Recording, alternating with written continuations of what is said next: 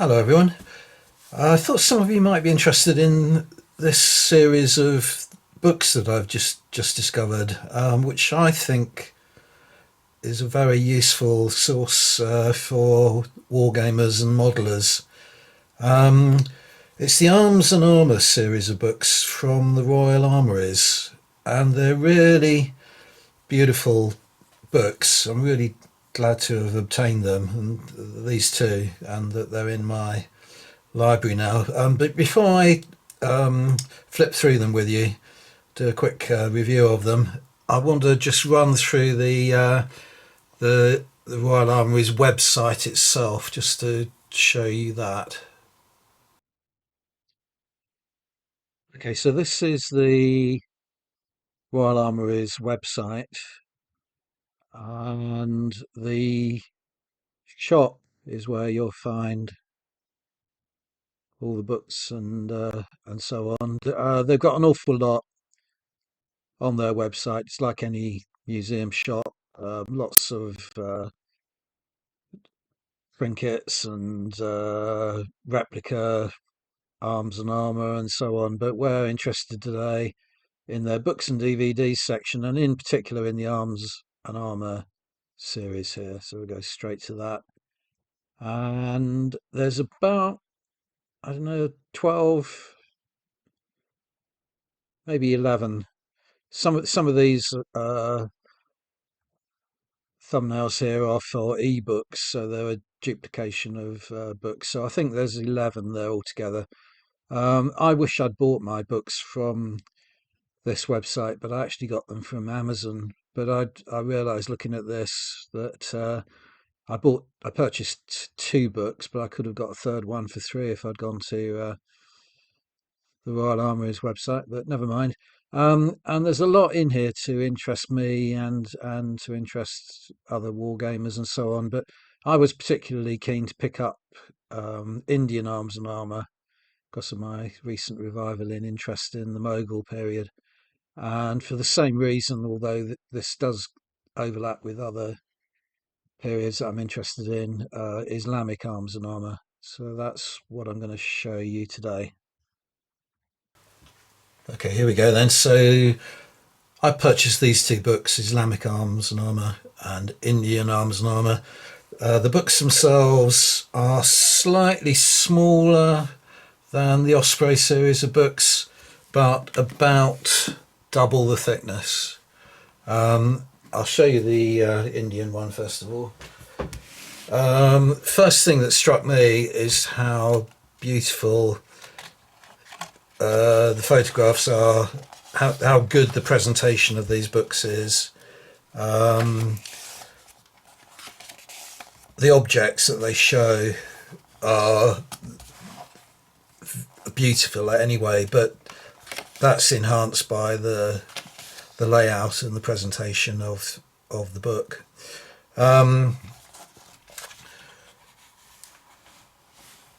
So the contents are nicely laid out.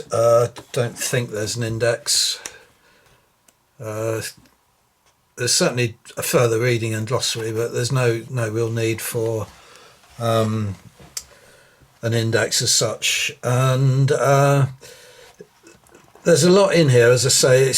It looks in detail at arms and armour, obviously, but there's plenty in here, inspiration for the wargamer and modeler, as well as other sort of incidental illustrations just to depict particular periods and so on. Yeah, I can't really praise this enough. One thing I would say though, not to sort of get into the kind of more controversial aspects of museum collections and so on, and the whole controversy about something like the Elgin marbles, for instance, or the Kohinoor diamond. But that does have a kind of relevance to this collection. Certainly regimental museums and things would have, and still do have in their collections, weapons and armour that were taken as trophies or looted or so on. That's probably less so in terms of the Royal Armouries collection, but they still will have in it items that were collected because they were collectible. So they're going to have the more ornate, the more decorative pieces in their collection, simply because no one's going to be bothered to, to purchase or pick up from the battlefield something that isn't appealing, attractive to the eye, that looks prestigious and so on. That's not really a problem, I don't think, for the wargamer, because the wargamer and the modeler are really looking for the appeal to the eye anyway, in the way they paint their armies and the way they model their figurines and so on. And also with a lot of the stuff in this collection, I know I just hesitated on that page there because the armour looks as though that looks like it's come straight from the Mughal period, for instance, but in fact, reading that, it was made in Lahore in the early 19th century. So that gives you a kind of clue, really, that this armour is being made.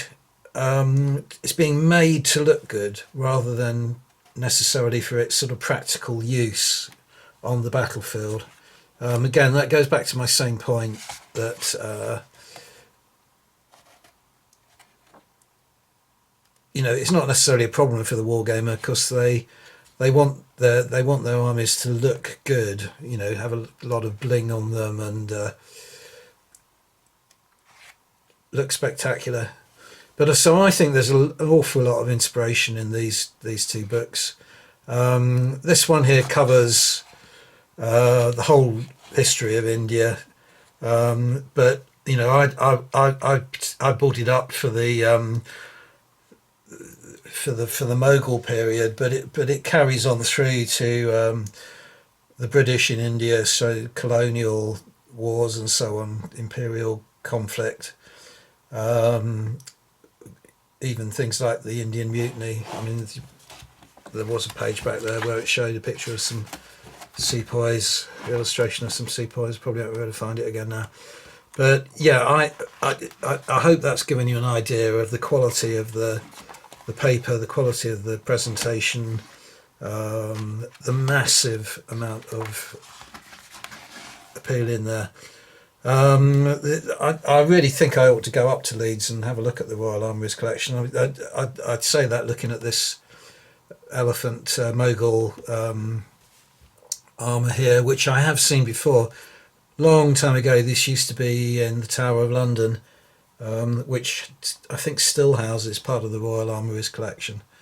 But obviously looking at pictures of the layout in Leeds, there's an example there. They've got a much more room and much better lit, and I think it's going to be worth a visit one day. Okay, and then let's show you this other one as well, Islamic Arms and Armour, which is of similar quality. This one again I bought for the, I don't know if you can see the table of contents there, but I bought it principally for India, but this covers the whole topic of Islamic arms and armour, so I was very interested to see that it actually included medieval Islam, so the era of the Crusades, and also the Islamic kingdoms of North Africa, because of course I also have interest in the Crusades and in colonial warfare in North Africa, the French conflict with the Tuareg and Berber in particular, and somewhere in here, I don't know if we'll come to it, if you're interested in the Ottoman Turks, which of course most of you or many of you will be, some beautiful, absolutely gorgeous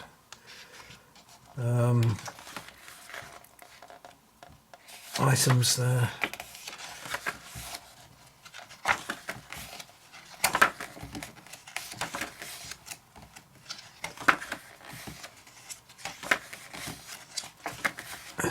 Similar kind of thing here. There are a lot of these swords and weapons, you know, are going to have been taken, you know, because they were appealing to the eye, taken or purchased, most probably taken.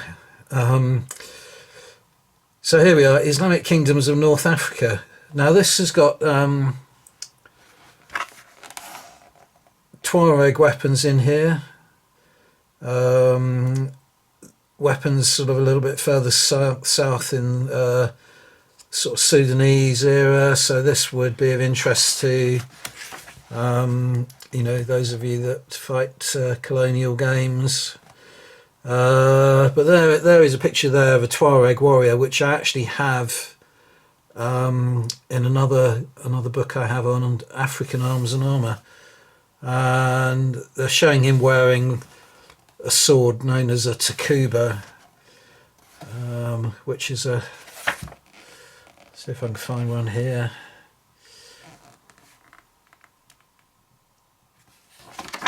It has a sort of similar appearance to some of those swords. Well, it says here the takuba is distinguished from the cascara, and a lot of these are cascaras. Easily distinguished from the cascara, having a narrower and deeper crossguard formed of wood and leather. Are we going to find one on here? But anyway, doesn't matter.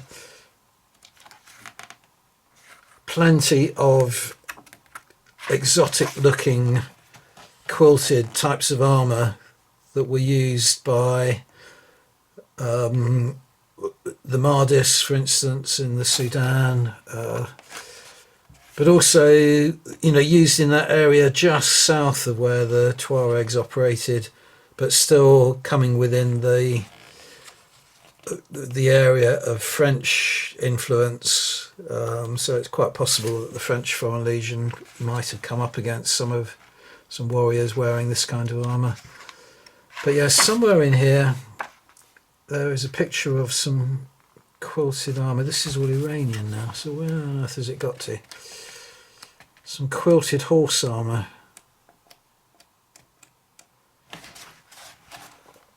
And just recently I've purchased, I haven't received them yet, but I purchased some figures from North Star that I've been itching to get my hands on for literally years, and they have just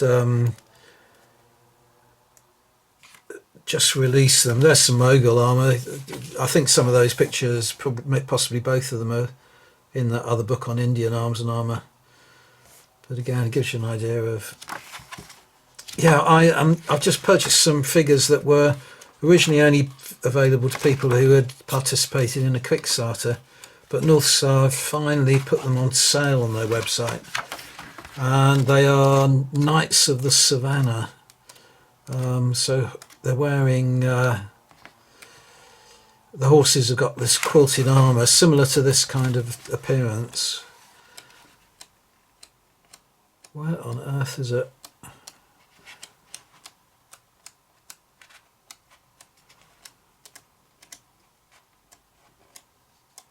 Alright, if I don't find it in a minute, I'm going to turn the camera off and have a good look for it, and then have the page open. Yeah, so I'll be back with you in a moment. I've given up, I can't find it. Maybe I saw it on the website or something like that, and it actually isn't photographed in the book.